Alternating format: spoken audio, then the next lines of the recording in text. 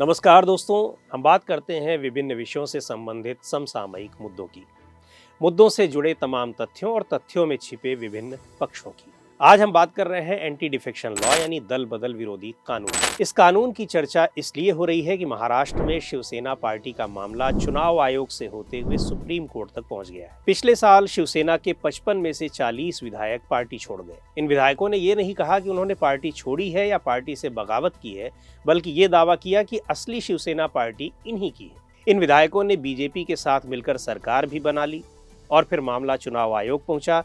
चुनाव आयोग ने एकनाथ शिंदे के नेतृत्व वाले इस गुट को असली शिवसेना मानते हुए उसे पार्टी का चुनाव चिन्ह भी दे दिया। उद्धव ठाकरे गुट ने चुनाव आयोग के इस फैसले के खिलाफ सुप्रीम कोर्ट का रुख किया, लेकिन सुप्रीम कोर्ट ने चुनाव आयोग के फैसले पर रोक लगाने यानी स्टे करने से इनकार कर दिया। हाँ, ये जरूर है कि सुप्रीम कोर्ट ने उद्धव ठाकरे गुट के आरोपों पर चुनाव आयोग को नोटिस जारी किया और ऐसा कहा जा रहा है कि शायद ये मामला बड़ी संविधान पीठ को यानी कॉन्स्टिट्यूशनल बेंच को सौंपा जाए और कहीं इस मामले के बहाने संविधान के 91st अमेंडमेंट की समीक्षा ही न की जाए, ऐसी संभावना जताई जा रही है। अब आइए बात करते हैं 1985 में आए दल बदल विरोधी कानून यानी एंटी डिफेक्शन लॉ की और फिर 2003 में इस कानून में हुए संशोधन की, जिसे 91वां संशोधन कहा जाता है। दल बदल विरोधी कानून 1985 में आया। इस कानून को लाने के पीछे मकसद ये था कि जनता द्वारा निर्वाचित जनप्रतिनिधि यानी सांसद और विधायक जिस राजनीतिक दल से चुनकर आते हैं वो उसी में बने रहें, ताकि सदन की स्थिरता भी बनी रहे। इस कानून को लाने के पीछे 1960 के दशक के बाद की कुछ ऐसी घटनाएं थीं जिनमें चुनाव जीतने के बाद कुछ लोगों ने एक दो नहीं बल्कि कई बार दल बदल किया। कई राज्यों की सरकारें इस दल बदल की भेंट चढ़ गईं। 1985 में दल बदल कानून को संसद ने 52nd कॉन्स्टिट्यूशनल अमेंडमेंट के जरिए 10वीं अनुसूची के रूप में यानी 10th शेड्यूल के रूप में संविधान में शामिल किया। इस कानून के मुताबिक किसी निर्वाचित जनप्रतिनिधि को अपनी पार्टी बदलने की स्थिति में या फिर पार्टी लाइन से अलग हटकर सदन में मतदान करने की स्थिति में सदन से अयोग्य घोषित कर दिया जाएगा। लेकिन कानून में इस बात की छूट दी गई थी कि यदि किसी पार्टी के 1/3 सदस्य एक साथ उस पार्टी को छोड़कर कोई अलग पार्टी बनाना चाहें या फिर किसी दूसरी पार्टी में शामिल होना चाहें तो इस स्थिति में उन्हें अयोग्य घोषित नहीं किया जाएगा। इसका मकसद था कि पार्टी के भीतर लोकतांत्रिक व्यवस्था बनी रहे और किसी पार्टी में आंतरिक तानाशाही न आने पाए। लेकिन इस कानून का भी जमकर दुरुपयोग हुआ। जो दल बदल पहले व्यक्तिगत तौर पर होता था, अब सामूहिक तौर पर होने लगा। 2003 में दल बदल को और कठिन करने के मकसद से संविधान में 91वां संशोधन किया गया, जिसके तहत ये बदलाव किया गया कि दल बदल करने के लिए किसी पार्टी के 1/3 नहीं बल्कि 2/3 यानी 2/3 मेंबर्स होने चाहिए। दूसरी खास बात इसमें यह थी कि पार्टी छोड़ने वाले ये सदस्य अपनी कोई अलग पार्टी नहीं बना सकते, बल्कि किसी दूसरी पार्टी में उन्हें मर्ज होना पड़ेगा, यानी अपने पार्टी का जो तोड़ करके वो लाए हैं उसका विलय करना पड़ेगा। इसको इस तरीके से समझा जा सकता है कि किसी पार्टी के किसी सदन में यदि 50 सदस्य हैं और उस पार्टी के कुछ सदस्य अपने दल की नीतियों या कार्यों से संतुष्ट नहीं हैं, तो उन्हें या तो अपनी सदस्यता से इस्तीफा देना पड़ेगा या फिर अलग होने के लिए 34 सदस्यों को एक साथ आना होगा और एक साथ आकर भी वो अलग पार्टी नहीं बना सकते हैं, बल्कि किसी दूसरी पार्टी में उन्हें खुद को मर्ज करना पड़ेगा। अब एक बार फिर लौटते हैं शिवसेना विवाद पर। महाराष्ट्र विधानसभा में शिवसेना के 55 विधायक थे। इसके 2/3 होते हैं 38। एकनाथ शिंदे 40 विधायकों को लेकर अलग हो गए। चूंकि नई पार्टी वो बना नहीं सकते थे, किसी दूसरी पार्टी में उन्होंने विलय भी नहीं किया, बल्कि उन्होंने दावा किया कि वही असली शिवसेना है। चुनाव आयोग ने उन्हें मान्यता भी दे दी।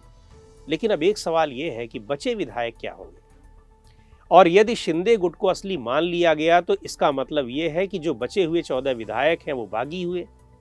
दल बदल विरोधी कानून की बात करें तो शिंदे गुट को किसी दूसरी पार्टी में विलय के बाद ही मान्यता मिल सकती थी, लेकिन स्पीकर, राज्यपाल, सुप्रीम कोर्ट और चुनाव आयोग के आदेशों के बाद शिंदे ने सरकार बनाने के 9 महीने के भीतर ही शिवसेना पर भी कब्जा कर लिया और अब तो ठाकरे गुट के विधायकों और सांसदों पर ही अयोग्यता की तलवार लटकने लगी है। पर सवाल उठता है कि असली शिवसेना होने का अधिकार उन्हें मिला कैसे।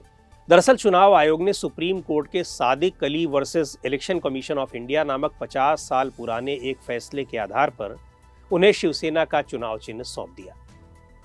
शिंदे गुट ने पार्टी के 55 में से 40 विधायकों और 18 में से 13 सांसदों के समर्थन का दावा किया था। आयोग की कैलकुलेशन के मुताबिक इन सांसदों और विधायकों को करीब 75% वोट मिले थे। और इसलिए आयोग की नज़र में शिंदे गुट ही असली शिवसेना था और उस पार्टी के चुनाव चिन्ह का हकदार भी। पर उद्धव ठाकरे गुट का कहना था कि पहले तो विधायकों की योग्यता अयोग्यता का मामला निपटाना चाहिए था, न कि चुनाव चिन्ह का मामला।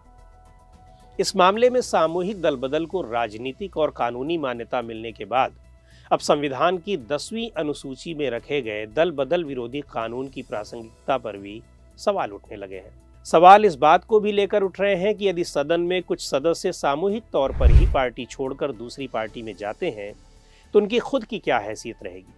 इससे तो राजनीतिक दलों का भीतरी लोकतंत्र और भी ज्यादा कमजोर होता है, क्योंकि कोई भी सदस्य अपनी पार्टी और उसकी नीतियों के विरोध में आवाज ही नहीं उठा पाएगा। साथ ही एक तरह से यह कानून जनता का शासन नहीं बल्कि राजनीतिक दलों का शासन स्थापित करता है। दूसरी बात यह कि इस कानून के तहत स्पीकर को असीमित अधिकार मिल जाते हैं।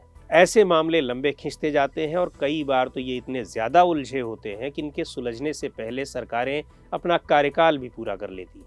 इस मामले में एक अहम सवाल ये भी है कि दल बदल के लिए 2/3 सदस्यों की जरूरत क्यों है, जबकि किसी सदन में किसी पार्टी को बहुमत के लिए सिर्फ आधे सदस्यों के समर्थन की ही जरूरत होती है। ऐसे में क्या यह लोकतंत्र के मूलभूत सिद्धांतों का अतिक्रमण नहीं कर रहा है? दुनिया के दूसरे देशों की बात करें तो मजबूत और परिपक्व लोकतांत्रिक देशों में दल बदल विरोधी कानून जैसी कोई व्यवस्था नहीं है।